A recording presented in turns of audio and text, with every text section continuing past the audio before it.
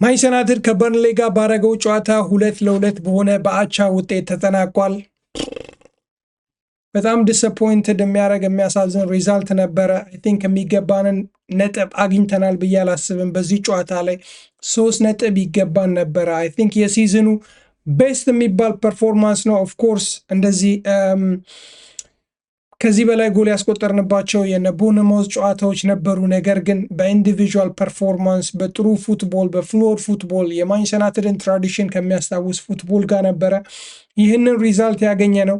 ለዚህም እንደ ምስክር ሊቀርብ የሚችለው ይህ ስታት ነው። በዚህ ሲዝን 30 ሾቶችን ያደረግንበት ጨዋታ የለም።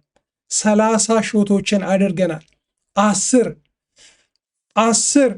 ሾቱን ታርጌት አድርገናል። 4 ቢግ ቻንሶችን 2 ቢግ ቻንሶችን ሚስ አድርገናል። አንግል የመለሰብንን የብሩኖ ፈርናንዴዝ የሼሌሲ የመጨረሻ ደቂቃ ሙከራ የማቲያስ ኩኛ እንዳሉ ሆኖ አይ ቲንክ በዚህ ጨዋታ ላይ ከሚገባው በላይ ከ1 ነጥብ በላይ ልናገኝበትን የምንችላቸውን የጎል እድሎች ፈጥረናል።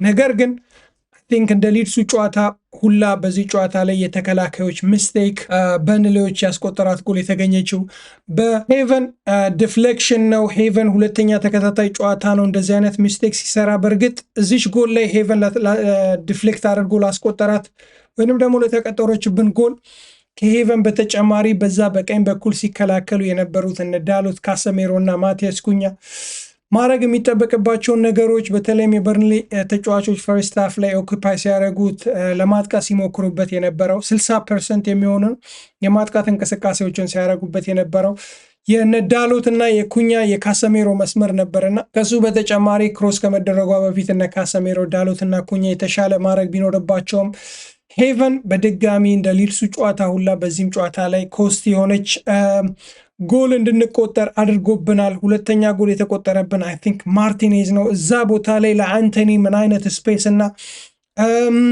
ታይም እንደሰጠው ግራ ነው የሚያጋባው። አይ ቲንክ ማርቲኔዝ ጥሩ አልነበረም። ነገር ግን አይ ቲንክ በዚህ ጨዋታ ላይ ቀድመን ማውራት ያለብን ስለ ፍሌቸር ነው። ፍሌቸር ከጨዋታው በፊት ከተናገራቸው ነገሮች አንደኛው በተለይም ስለ ሲስተሙና ስለ ፎርሜሽን ሲጠየቅ በማንቸስተር ዩናይትድ ወይ ነው መጫወት የምፈልገው ነበር ያለው።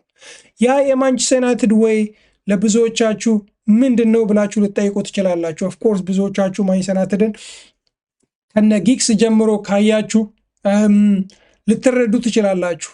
ከዚህ በፊት አይ ቲንክ ከ2 እና ከ3 ቀን በፊት ሩበን አሞሪም ከመሰናበቱ በፊት እነ ፖል ስኮልስ የማንቸስተር ዩናይትድ አጫዋወትና ሲስተም ዊንግ ባኮች ላይ የተመሰረተ አይደለም፣ ዊንገሮች ላይ የተመሰረተ ነው። እነ ሪያን ጊግስ፣ እነ ዴቪድ ቤካም፣ እነ ክርስቲያኖ ሮናልዶ ያንን የሚገርም ፈጣን የሆነ የአታኪንግ የማጥቃት እንቅስቃሴ ያሳዩን በዊንግ ባክ ቦታ ተጫውተው ሳይሆን በዊንገር ቦታ ተጫውተው ነው። በዛሬው ጨዋታ ላይ ከዳረን ፍሌቸር ያንን ዲኤንኤ በተወሰነ መልኩ ለማምጣት ሞክሮ አይ ቲንክ የተሳካ ነገር አይቼበታለሁ። በተለይም ዶጉን በዚህ ጨዋታ ላይ ኤክስፔክት ያደረኩት ኩኛ ተሰልፈው በጀመረበት ጨዋታ በኒውካስሉ ጨዋታ ሩበን አሞሪም እንዳጫወተው እነ ቴንሃግ ከዛ በፊት የነበሩ አሰልጣኞች ብዙ ጊዜ የግራ እግር ተጫዋቾችን በቀኝ በኩል አድርገው ራሳቸው ሰብረው እንዲሞክሩ እንዲሁም ደግሞ እንዲያስቆጥሩ ነበር የሚፈልጉት። ነገር ግን ፍሌቸር በፈርጉሰን ወይ በማንቸስተር ዩናይትድ ወይ በማለት የግራ መስመር ተጫዋች በግራ በኩል አድርጎ ዶጉ በዚህ ጨዋታ ላይ የፈጠራቸው 5 የጎል እድሎች በዚህ ሲዝን በአጠቃላይ ከፈጠራቸው የጎል እድሎች የበለጡ ናቸው። ዶጉ ፕራይም ሪያን ጊግስ ነበረ በዚህ ጨዋታ ላይ የነበረው ማለት ይቻላል። ከመስመር ላይ የሚገራርሙ ኦቨርላፖችን ራኖችን ወደ ቦክሱ ሲያደርግ ነበረ። ከመስመር ላይ ተመልሶበታል። ለሴስኮ የምትገርም ክሮስ አድርጓል። በተደጋጋሚ የሚገራርሙ ሩጫዎችን ሲያደርግ ነበረና አይ ቲንክ ዳረን ፍሌቸር ልክ እንደተናገረውም በተወሰነ መልኩ በአንድ ጨዋታ የሚፈጠር ነገር ባይኖርም አይ ቲንክ የማንቸስተር ዩናይትድ ዲኤንኤ ምን እንደሆነ ዊንግ ባኮች ላይ ሳይሆን ዊንገሮች ላይ የተመሰረተ እንደሆነ በተወሰነ መልኩ ለማሳየት ሞክሯል። አይ ቲንክ ዶጉ በዚህ ጨዋታ ላይ ድንቅ ነበረ። በተወሰነ መልኩ ዲስአፖይንትድ የሆነ ፐርፎርማንስ ያሳየን ኩኛ ነው። አይ ቲንክ በሩበን አሞሪም ሲስተም ውጤታማ ወይንም ደግሞ ሱተብል የሚሆነው ተጫዋች ኩኛ ነበረ። ሞር እሱ ትራዲሽናል ዊንገር መስመሮችን ታኮ በፍጥነት ክሮስ የሚያደርግ አይነት ተጫዋች ሳይሆን ሞር በጠባብ ስፔስ ላይ ድሪብል በማድረግ ኳሶችን ከመሃል ተቀብሎ ራሱ ድራይቭ በማድረግ የሚጮት ተጫዋች ነው እና አይ ቲንክ በመጀመሪያ አጋማሽ አንደኛ አውት ኦፍ ዘ ቦል ወደኋላ እየተመለሰ ዳሎትን ሲያግዙ አልነበረም።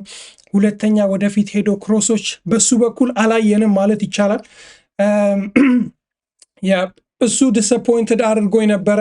ሴስኮ ልስን በጣም ፍረስትሬትድ ነበርኩኝ። በፈርስት ሃፍ ላይ በተደጋጋሚ ዶጉ፣ ብሩኖ ማርቲኔዝ እግራቸው ኳስ ሲይዙ ከተከላካዮች ጀርባ ከመሮጥ ይልቅ ተመልሶ መቀበልን ነበረ ምርጫው ሲያደርግ የነበረው።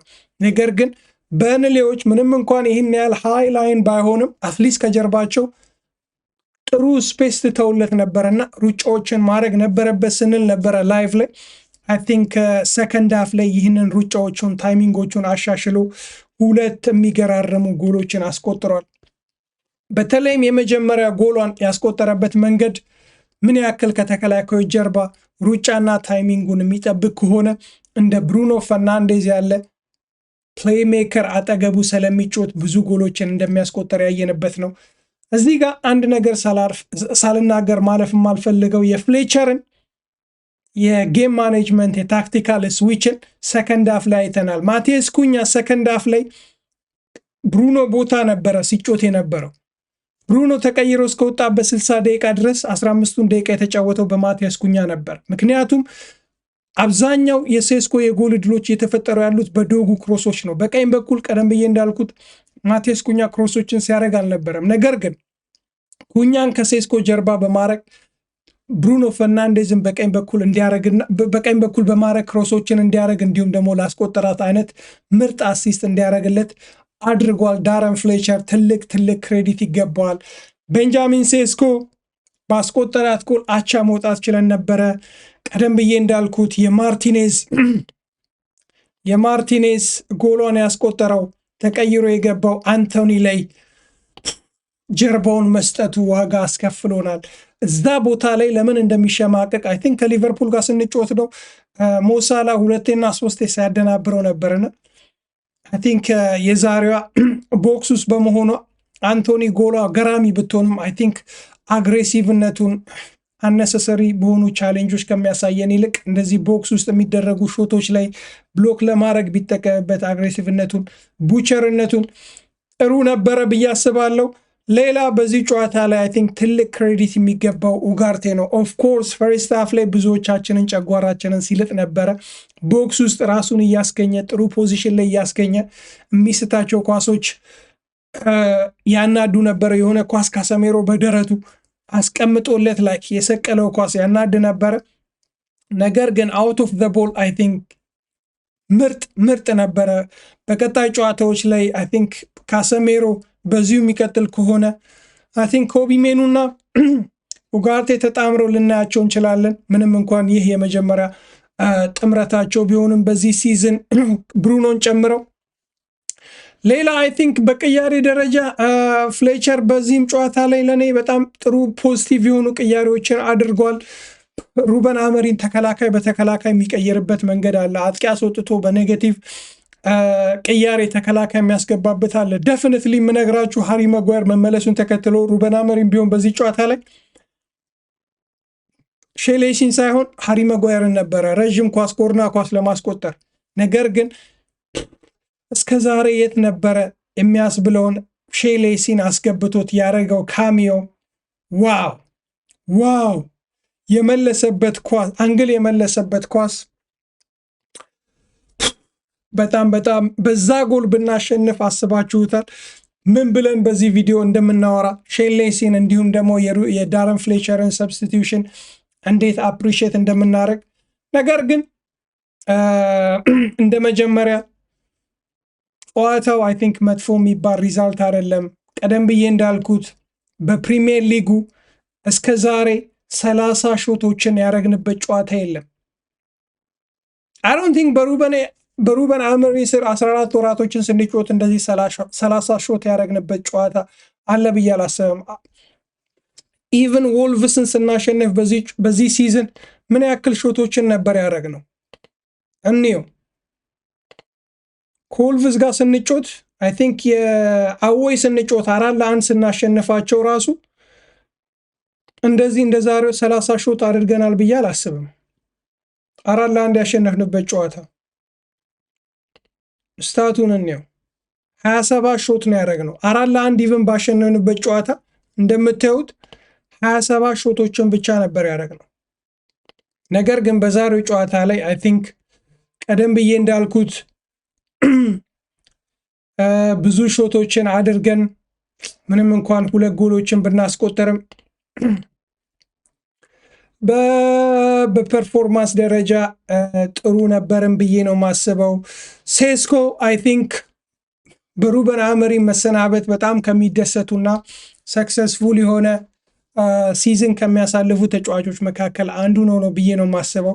በሩበን አሞሪም ስር ላይክ በ2-10 ቁጥሮች ሃፍ ስፔስን ይዞ በሚጮቱ ተጫዋቾች እንደመጮታቸው ብዙ ክሮሶችን የጎል ዕድሎችን አያገኝምና ብዙ ጊዜ ላይክ ብቻውን በመሆኑ ላይክ ወደኋላ ድሮፕ እያደረገ ሲጮት ነበር የምናየው። ነገር ግን ዛሬ ወደኋላ ድሮፕ እንዳያደረግ ከፊት ለፊቱ ተጠግቶ ሲጮት የነበረው ፈርስት ሃፍ ላይ ብሩኖ ነው፣ ሰከንድ ሃፍ ላይ ኩኛ አለና አይ ቲንክ ሞር ወደ ከተከላካዮች ጀርባ የቦክስ ውስጥ እንቅስቃሴዎችን የሚያሻሽል ከሆነ ልክ እንደ ዳረን ፍሌቸር ሁላ በማንቸስተር ዩናይትድ ወይ መጮት የሚፈልጉትን በ2019-20 ምርጡን የካውንተር አታክ ቡድን በነ ማርሻል በነ ካቫኒ በነ ብሩኖ ፈርናንዴዝ በነ ራሽፎርድ ያየነውን የፍሌቸርን ፉትቦል ዳግመኛ የምናይ ከሆነ አይ ቲንክ ሴስኮ ምርጥ ሲዝን ያሳልፋል ብዬ አስባለሁ። የእናንተ የጨዋታ ትዝብት ምንድን ነው? በጨዋታ ላይ ያያችኋቸው ነገሮች፣ የተጫዋቾች ምርጥ የምትሏቸው ተጫዋቾች ምን ነበሩ? በፍሌቸርስ የኢንጌም ማኔጅመንት እንዲሁም ደግሞ የጨዋታ ፎርሜሽን እና ሲስተም ተደሰታችሁ? ኮመንት ላይ አሳውቁኝ። ቪዲዮ ላይክ እንዲሁም ደግሞ ሼር ማድረግ፣ ሰብስክራይብ ካላደረጋችሁ ሰብስክራይብ ማድረግ